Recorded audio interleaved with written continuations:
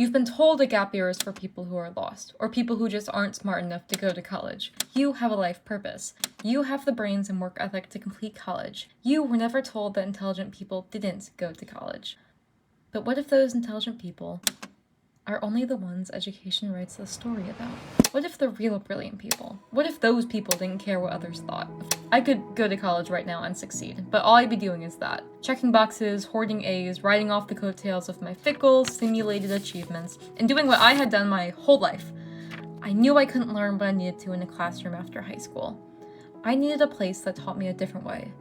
A real challenge. A curriculum unpredictable, unplannable, and 5,000 miles across the sea.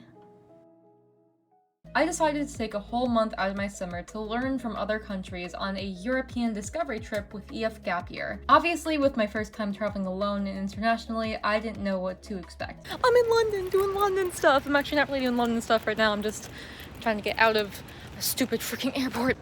So, I have my bag. I have everything. Except the people I'm traveling with. So, a little lost right now. I think I'm the only one here, which is really scary because I don't know where I am. When you're put in a classroom to read by the book, you can understand what's going to happen and what you're going to learn. On this month-long trip, I had literally no idea what I was going to experience at any given time. And that was the first lesson. The curriculum of life that I'd have to understand and embrace to even function at all on this gap month. To pass a test in school, you study specific books and sites and papers to prepare for that single test on a specific topic. In life, the tests and study sessions are blurred together in one giant mess of what is going on. I am so interested in this stuff. I spent so long learning about World War II history in my German class. It's interesting to see it here. It's weird to think that like less than 100 years ago, there were people fighting on this. To really open myself up to anything in these unique places, I had to understand that even though EF gave us day-by-day itineraries, what really happened during those days was going to be completely unpredictable.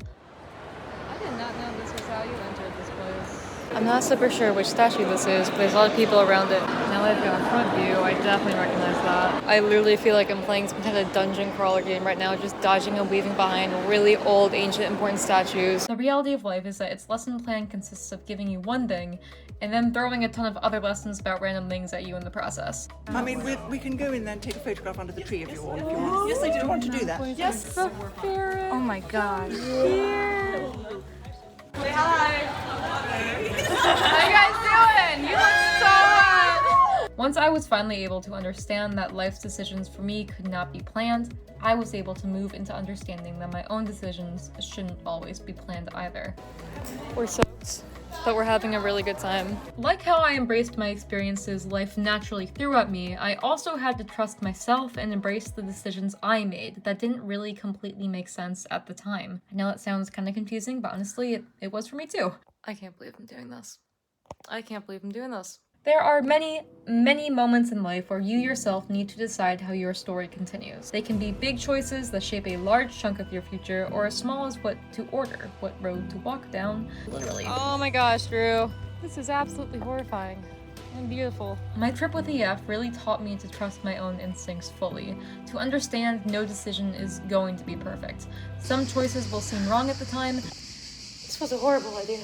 Some will seem right. Disney! Yeah, Disney! But all of them are made by me. And when it all comes down to it, no matter what happened, something was gained by every decision I made, because at the end of the day, they were my decisions. Paid nearly €4 for this tiny little thing. And these aren't even carbonated. Yeah, freaking Disney. If I didn't love it so much, I'd hate it. Drew ran off, so now Rachel has decided to go with Grant to make sure he doesn't fall over a ledge with his audio guide, and I'm gonna go try to find Drew. Now, what was gained kind of depended on what I did, but there was always something understood, something internalized, and a lesson I wasn't aware I was steering myself towards, but could only be realized when I chose the path I chose, if that makes any sense. Oh jeez, where'd you come from? Oh, sorry. I was looking for you. And that's doing the hard things that would open me up to those experiences. What are we wowing? Oh, wow.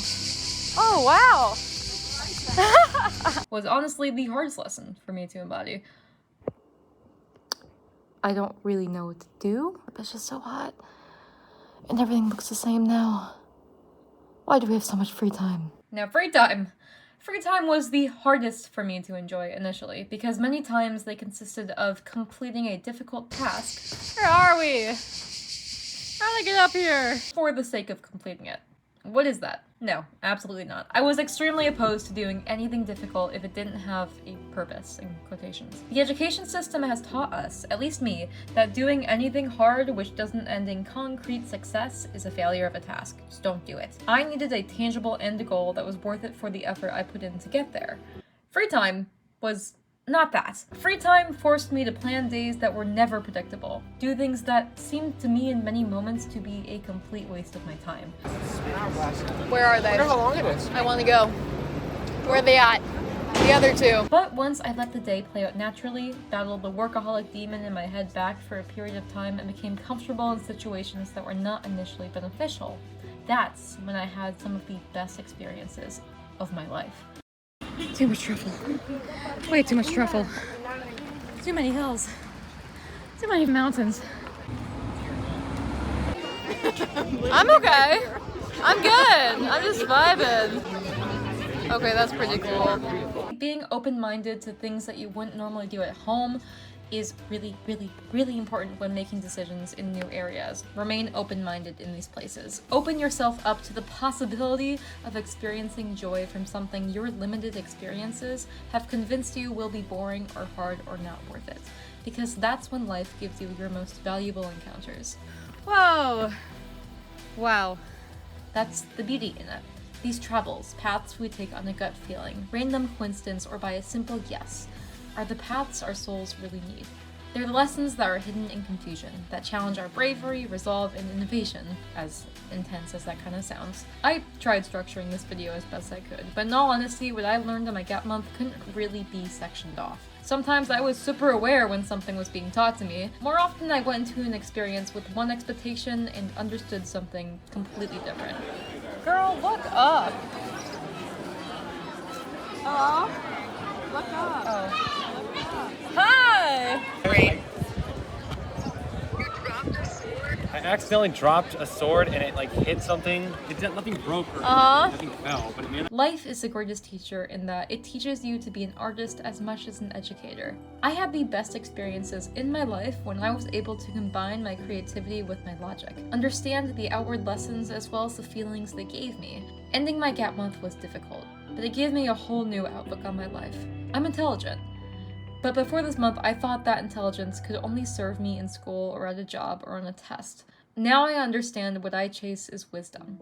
The ability to not just learn, but enlighten myself. Don't just gain knowledge, but seek failure, encounter challenges, say yes, create adventures, observe others, and expose yourself to the greatest teacher that is life.